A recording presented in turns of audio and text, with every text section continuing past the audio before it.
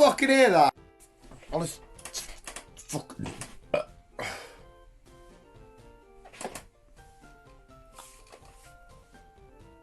Oh, they stopped. They got scared. They saw my weird ADHD looking thing there. That they stopped. Hello, visuals. Welcome back to the channel. Welcome back to Pokemon Thursday, the day of the week where we talk about anything. Boom.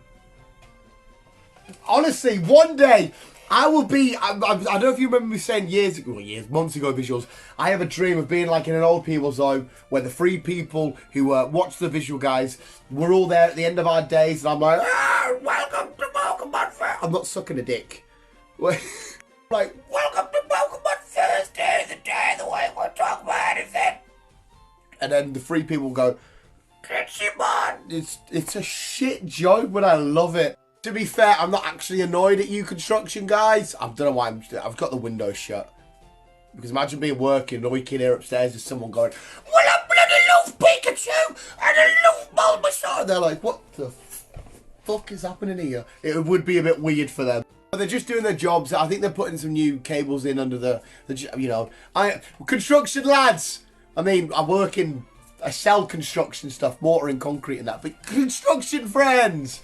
One of the lads, you see, you know, I am a man, you know, builder and hammer and screwing. One of the lads.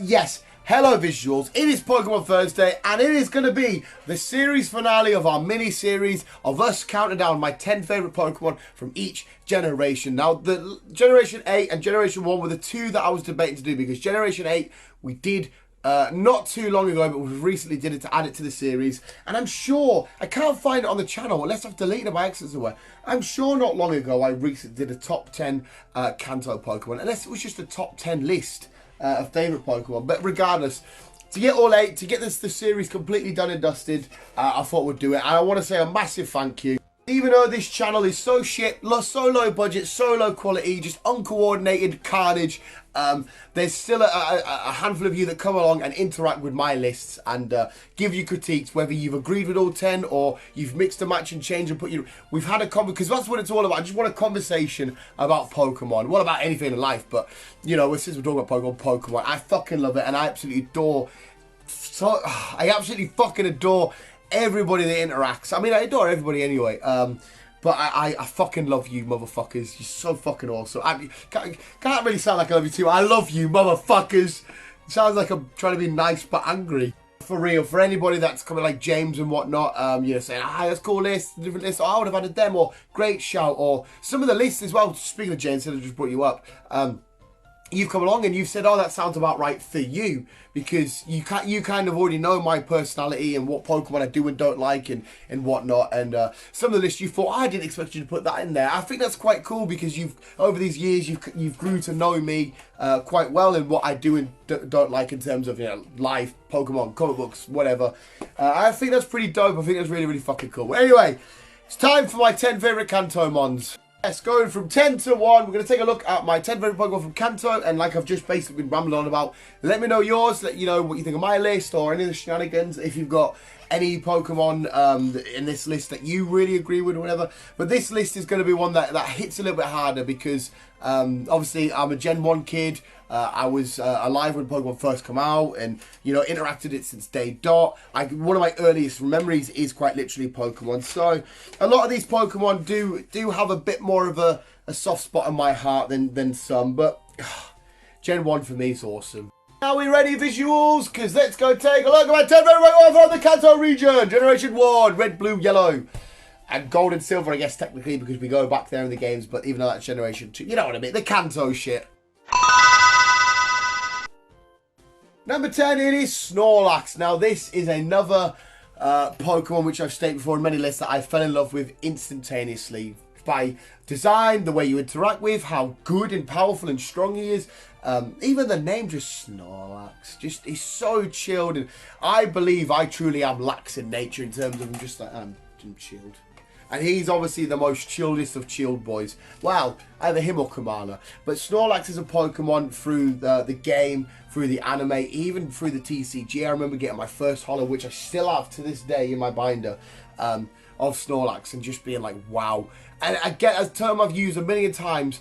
He is the definition of what a Pokemon should look. He looks like a proper Pokemon. Again, I haven't really been amazing at explaining that before, but in my head it makes sense. But I love Snorlax. I'll always love Snorlax. Number 10.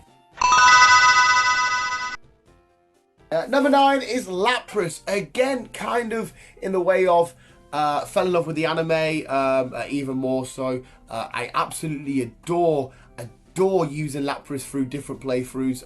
Lapras being quite an important player currently in our Pokemon Go Ultra League battles. Shiny form looks amazing. Again, another card. I remember seeing that little fossil motherfucker because you got it in fossil set. Just looking outstanding. Being extremely... because when Pokemon first came out, it completely hit my imagination, and it took me to this crazy, weird, wacky place in my head. And again, a lot of you already know I have an obsession and a massive fear of water and open water. And I look at Lapras and see this majestic, beautiful, but yet if it was real, scary, Loch Nessy sort of looking motherfucker, which would just be absolutely crazy to meet in real life, but at the same time, awesome because we all know how nice and kind Laprases are. But yeah, Lapras, again, it's a Pokemon which I think universally can't be hated. Don't get us wrong, I don't think it's everybody's favourite Pokemon, but I think Lapras is a Pokemon that everybody has a soft spot for. Next up it is Gengar. Gengar is a Pokemon which, again, I think every fucker loves. He's the OG ghost type. The way that he interacts and gives so much animation and personality, because a lot of Pokemon is just, you know, if you've got like I don't know, a Beedrill, it's just a Beedrill. Whereas Gengar comes along and chucks so much personality just purely because of how and who he is. What keeps squeaking in this corner? It's weird as fuck. I don't like it. He gives so much personality and character, and again, a great Pokemon, used quite a lot. A lot of people use him in the Pokemon Go battle leagues and stuff. I've come up against plenty of Gengars in the actual games, the main series games. Design-wise, evolution-wise, Ghastly, Haunted Gengar, all fantastic. The colour scheme, the theories behind it with the whole Fable Gengar shenanigans, absolutely amazing. Trying to get your first Gengar, him feeling like, I get when you first got the games back in the day, him feeling extra special because you're like, I have to trade to get this to evolve. Obviously until you knew that bit, you had your Haunted, you're like, when's it going to evolve? When's it going to evolve? And the mystique and aura and mystery about it, so fucking cool and so badass. I love Gengar. And it is Blastoise. I think this might be the first time on our trilogy that we've had all 3 starters in the list. I want to say it is.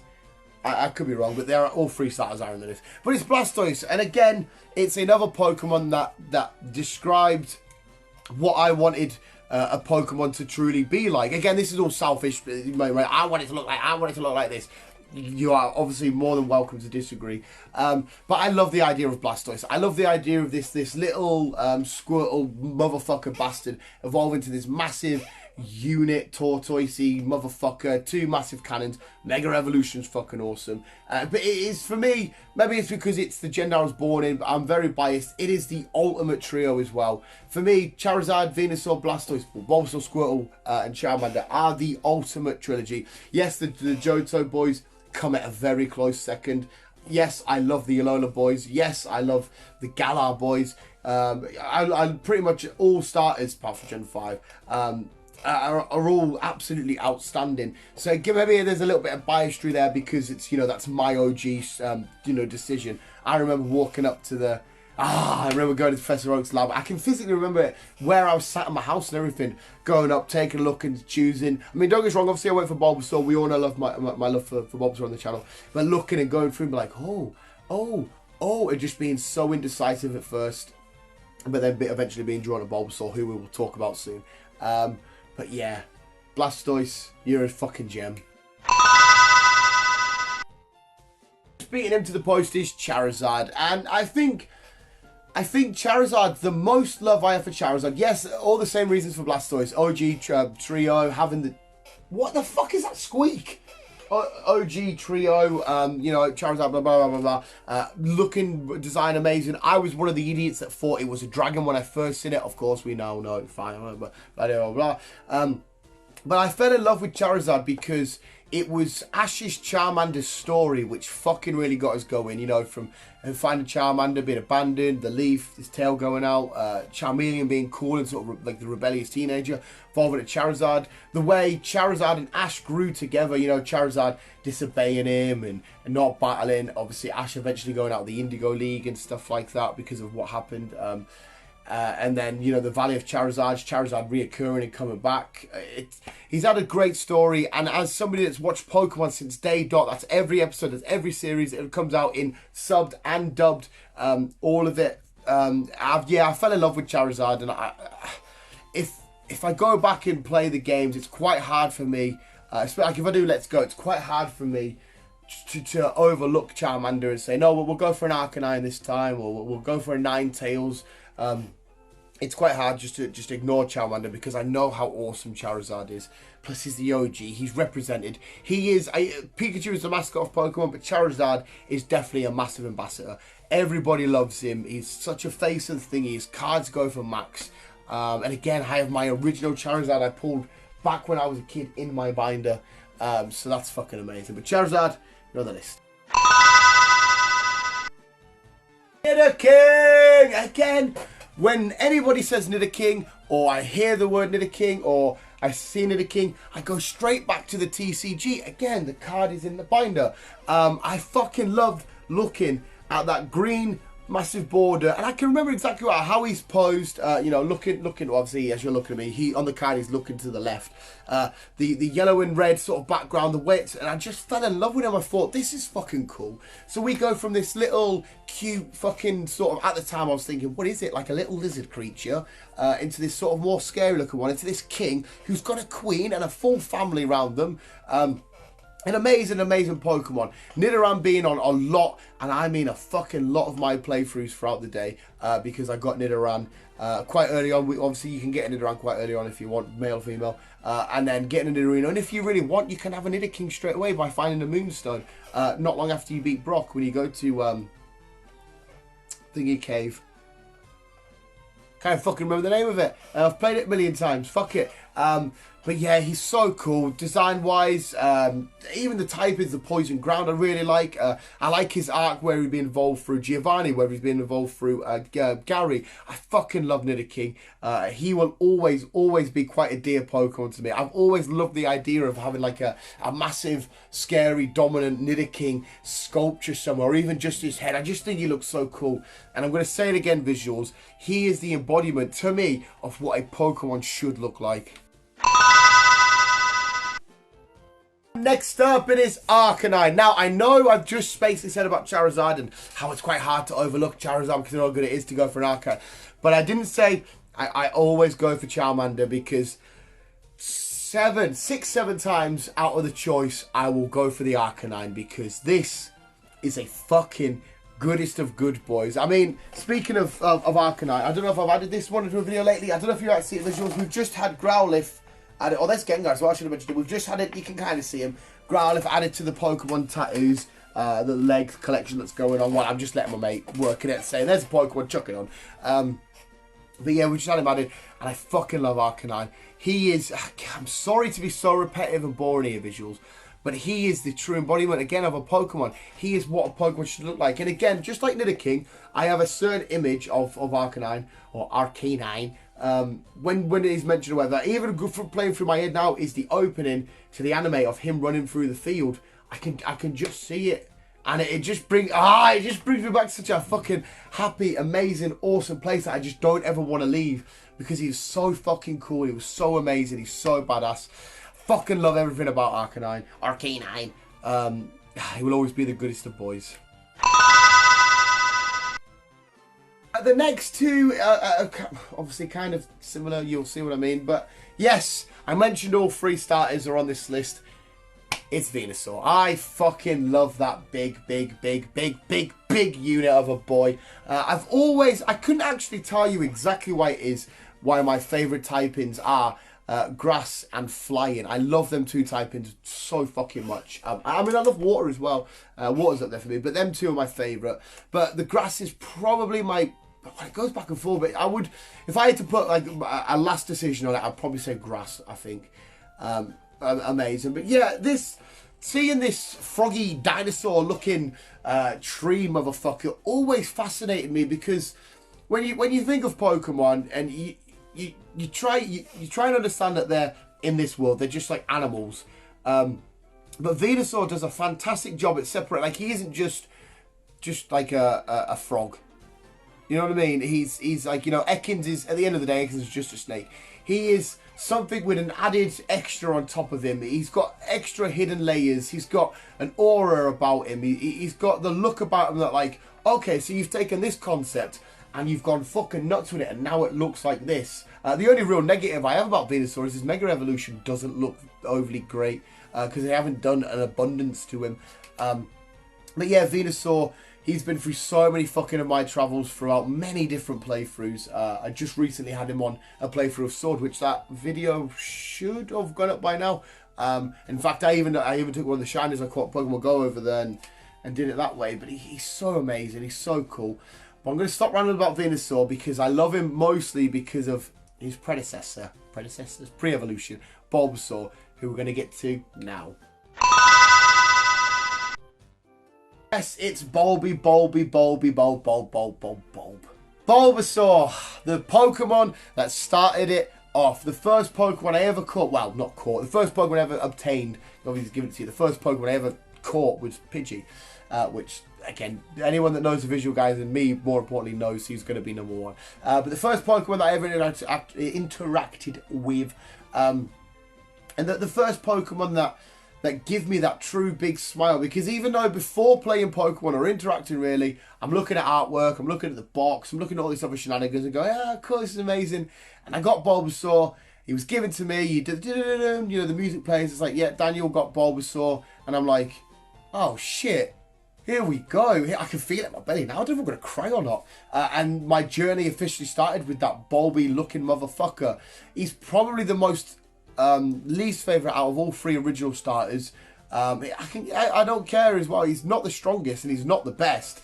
But for me, he is in every aspect of the way. And as well from the anime, the Bulbasaur that Ash gets, his personality to be, you know, the bodyguard and the want to help everybody. And Ash is like, well, Professor Oak's lab and stuff, splitting everything up. All the stuff he did for Ash, choosing not to evolve, all these characteristics were just fucking amazing. And I just fell in love with that little bastard, because my first ever real Pokemon adventure was side by side with him.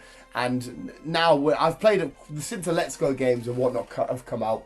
I've played them so many times, and Bulbasaur is always on my team. Pikachu or Eevee may be my starters, but in them games, Bulbasaur is my main guy. He's so fucking amazing. I even recently did a playthrough a couple of months back where I didn't bother evolving Bulbasaur. I just kept him as he is, and I got all the way to the end. You know, beat Lance, all the shenanigans, and made him just my main man.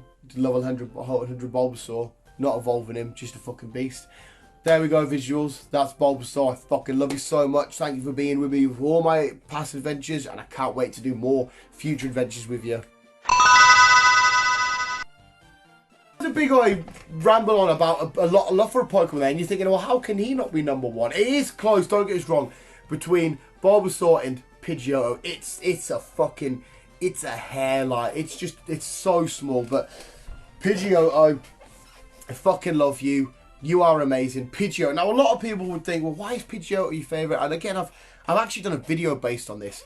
Just, you know, a stage 1 regional bird, normal flying, not too special about you, but okay, yawn. To me, there is so much special about this Pokemon. Again, like I just said in the last part, Pidgey being the first Pokemon I ever caught, regional birds being, up into a certain game, being such a key and pivotal point to everybody's team. You could pretty much guarantee that everybody had a Pidgey on their team, and then a Pidgeot, and then a Pidgeot. Feeling like when Pidgey evolved at the early stages of the game, and have this Pidgeot feel like, wow, I've got this really powerful, majestic, amazing, badass bird who looks cool, who's got some really cool moves, who's named Pidgeotto. That name itself is just fucking flawless. So fucking cool and so badass. Absolutely adore everything about it. But then we come on to the anime, and the anime was where he broke my fucking heart in a good way, because Yes, Ash gets there, he gets all the way. Not many of his Pokemon evolved. Yes, he's got Charizard. Yes, the Butterfree shenanigans and what's happened. His Bulby's still there, unevolved. His Pikachu was obviously unevolved. Squirtle's there, unevolved. He's got his Muck and whatnot. But we get to Pidgeotto. Pidgeotto, who does so much for Ash, who does everything for the team. I can still see the image now of they're in the cave, they're all freezing, and him putting his wings around everybody and trying his hardest to get them stretched right around. And I'll just never forget the scene, and I can't help. I don't think I'm going to cry now. I definitely did back in the day. The Butterfree scene and that was sad when he let him go and all that.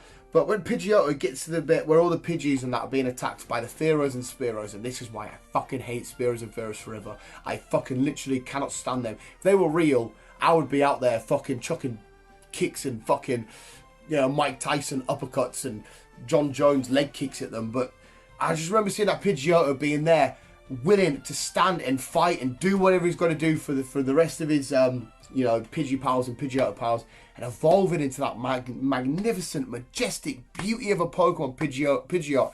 And a lot of you might be thinking, well, why is Pidgeot not your favourite? But it was Pidgeotto's will and heart and determination to try and evolve and get that foot over the line, to get bigger and stronger, to help defend. It was Pidgeotto that, obviously, you know, evolution is part of Pokemon, but it was him that he was ready to do it and get on and become stronger.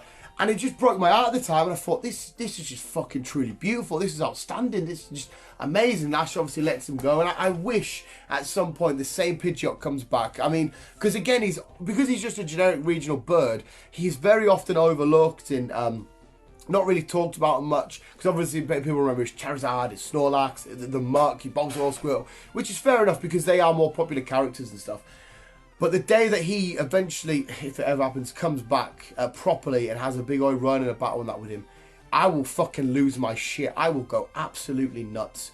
Because I love Pidgeotto so much. And I love Pidgeot so much. And again, seeing the hollow Pidgeot from Jungle set, amazing. And seeing Pidgeotto as well, he always fascinated me. Because you got them in the base set. But Pidgeot was in Jungle. But Pidgeotto was a rare. It was a rare. And obviously, at the time, you always thought the rares can only be these big ass fully evolved. In fact, it will be. I don't think, has it ever happened again where you have a rare as a stage 1? Oh shit, I can't remember now. Was Dragonair a rare? Dragonair might have been a rare, but it's something that it's a rare thing that happens anyway. But yeah, Pidgeotto, I fucking love you. You're amazing. You will always be my favorite Cantonian Pokemon, but you'll always be my favorite Pokemon of all time.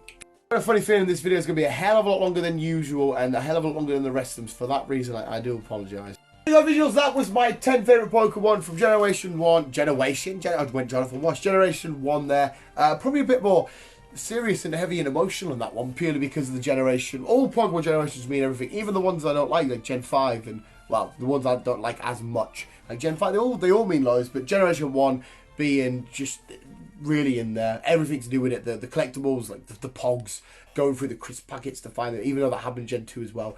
The Nintendo 64 with Pokemon Stadium, the OG games, everything that I love today is because I fell in love with what it once was. So there we go, visual. Even the artwork on the old packets, like Jungle and Fossil, that was just something about it will always be better than what we have today, in my personal opinion. But anyway, visuals, there we go. That was my list of 10 favourite Pokemon from the Kanto region. And that's it, the end of the series. The mini-series within the ever-going Pokemon series. Hopefully you enjoyed all of that. It's taken us a little while to get here. Yes, I know, I haven't really acknowledged my hair either, have I? I look like a twat, but oh well. Yeah, that's been fun. Hopefully we can do that again. Maybe we can do another one of this of my 10 least favourite from each generation, maybe. Well, but I'll let you guys decide on that in the comments below. Maybe if we do that and you don't get any comments, I'll give it a couple of weeks of break before we do that, maybe. But anyway, visuals, there we go. Thank you so much for enjoying that, and thank you so much for being you. Visuals, thank you, always and forever. I love each and every single one of you. Remember, keep being you, and keep on keeping on playing Pokemon, because it's fucking beautiful.